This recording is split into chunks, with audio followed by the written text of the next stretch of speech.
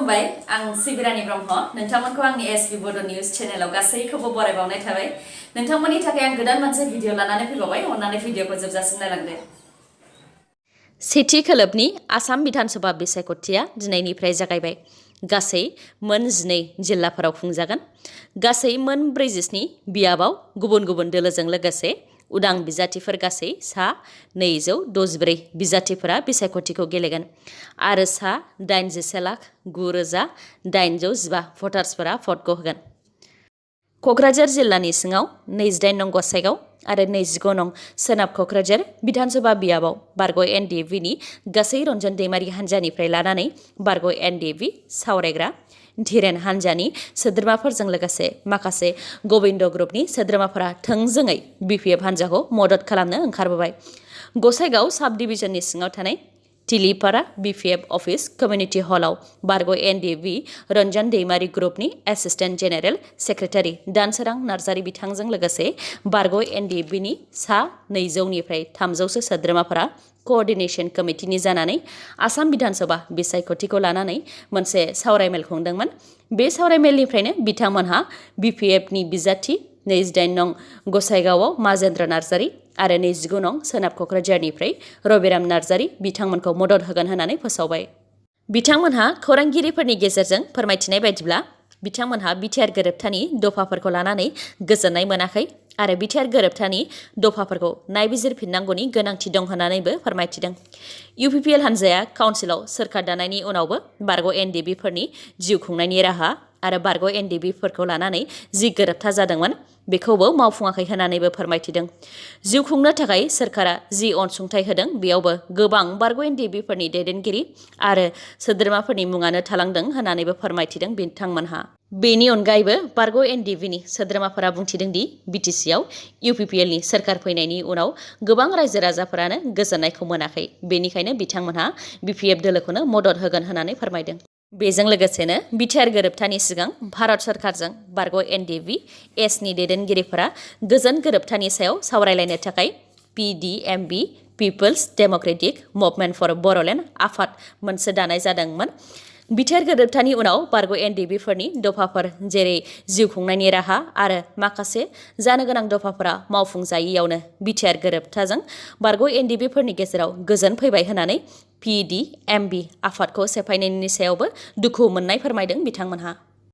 64 नं पानेरि बियाबनि बिजेपिनि बिजाथि बिस्वजित दैमारि बिथांनि जानानै भेरगावआव फोसावदिं मेल खुंनायाव मदद होफैदों आसामनि चिफ मिनिस्टार सर्बानन्द सन'वाल बिथाङा बे फोसावदिं मेल खुंनायनिफ्राय बिथां बिस्वजित दैमारिया बुंथिदों दि बिपिएफ हान्जानि गोबां मददगिरिफोरानो बिथांखौ मदद होनो थाखाय बिजेपिआव हाबफैदों होननानै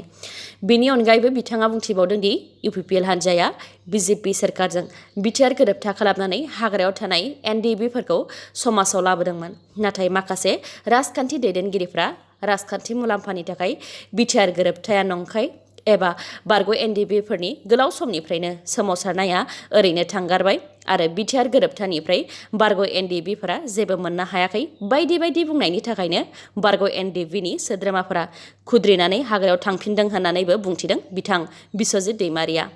बेजों लोगोसेनो बिथाङा बुंथिबावदों दि बिटिआरनि मोनफ्रोमबो दफाफोरखौ मावफुंगोन आरो बारग' एनडिएफबिफोरनि दफाफोरखौ मावफुंजोबोब्लानो M.Bathaयाबो हाग्रानिफ्राय फैफिनगोन आरो बेनि सायाव फोथायनाय दङ होननानैबो बुंथिदों बिस्वजित दैमारि बिथाङा गासै आसामनि थागिबिफोरजों लोगोसे गासै बर'फोरनि थाखाय गोजोनथाव खौरां आसामनि सावस्रि मन्त्रि डक्टर हेमन्त बिश्व शर्मा बिथाङा बैसागु फोरबोखौ खुंनो गनायथि होबाय बिथाङा बुंथिदों दि थांनाय बोसोराव कभिड-19नि समाव बैसागु फोरबो खुंनो हायियाव गोबां आर्टिस्ट जेरै मेथाइ खनग्रा मोसाग्रा बायदि बायदि बिथांमोनहा गोबां खहा जादोंमोन जायनाखि आसामाव कभिड-19 गोदान केस गैला बेनिखायनो बे बोसोराव कभिड-19नि नियमखौ फालिनानै बैसागु फोरबोखौ खुंनो गनायथि होबाय बेजों लोगोसे बिथाङा बुंथिबावदों दि आसामाव लकडाउन जानायनि खोथायानो फैया अदेबानि लकडाउन जानाय नंला होननानैबो फोरमायथिदों मख'नो गोनांदि साननैसो सिगां मिरु सावस्रि सोरखारा गांसे लाइजामनि गेजेरजों रायजोआव खुंजानाय गासै फोरबोफोरखौ रायजो सोरखारा हेंथा होनो हागोन होननानैबो बिथोन हरदोंमोन भिडिअखौ जोबजासिम नायलांदो लोगोसे नोंथाङा दासिमबो आंनि चेनेलखौ साबस्क्राइब खालामाखैबा अन्नानै साबस्क्राइब खालामदो लोगोसे बेल आइकनखौबो क्लिक खालामदो जाहाथे गोदान गोदान भिडिअ लानानै आं फैयोबा नोंथांनाव सिगांग्रो नटिफिकेसन सौफैयो एस'सिएशन फर डेम'क्रेटिक रिफर्मस एडिआरआ आसाम बिधान सभा बिसायख'थिनि थामथि खोलोबनि बिजाथिफोरनि सायाव क्रिमिनेल केस थानाय बिजाथिफोरनि रिपर्टखौ दिहुननानै होबाय।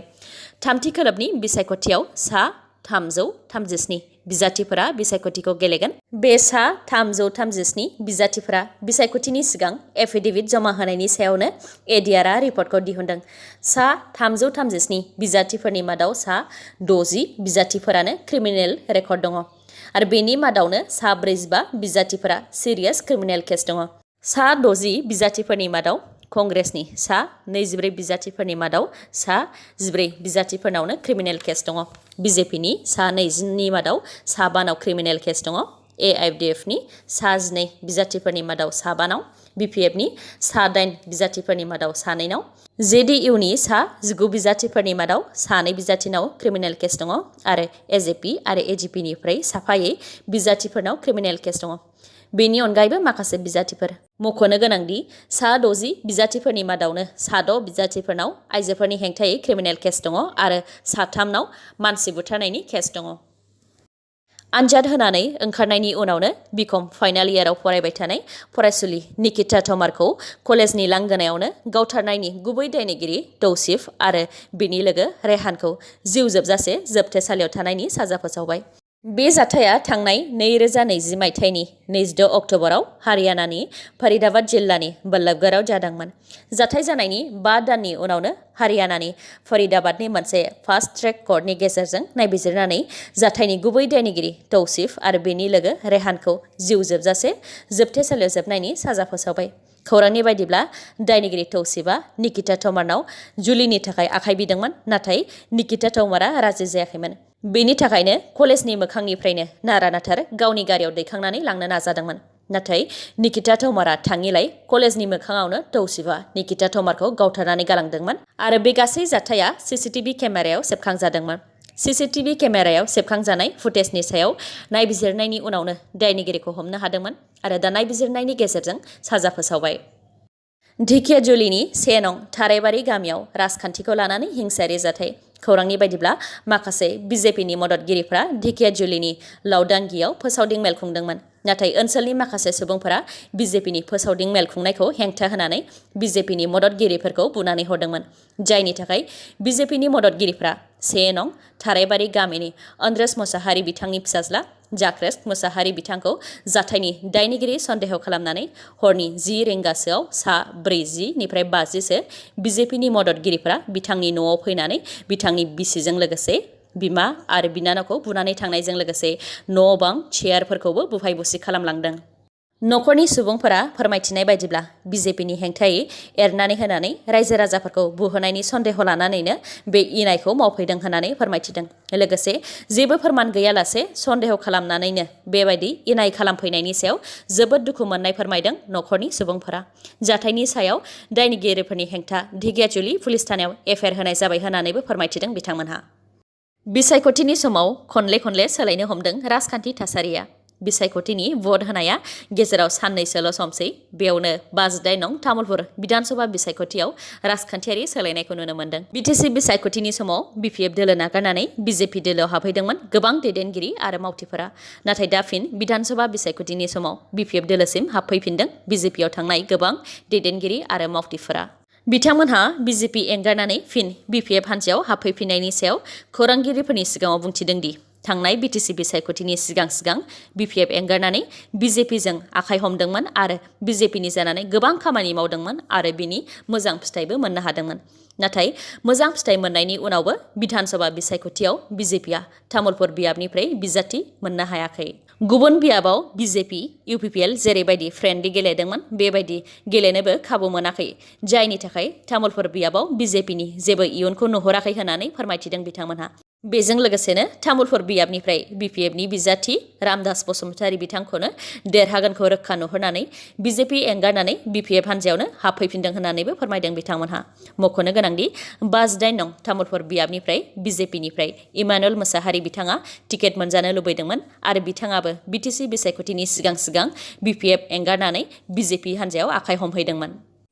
दिनैनि भिडिअ'आ एसेनोसै। गाबोन आरो गोदान भिडिअ'जों लोगो मोनफिनबावगोन। नोंथाङा दासिमबो आंनि चेनेलखौ साबस्क्राइब खालामाखैबा अन्नानै साबस्क्राइब खालामदो, लोगोसे लाइक, कमेन्ट आरो शेयार खालामनो दाबाव। गोजोन्थों।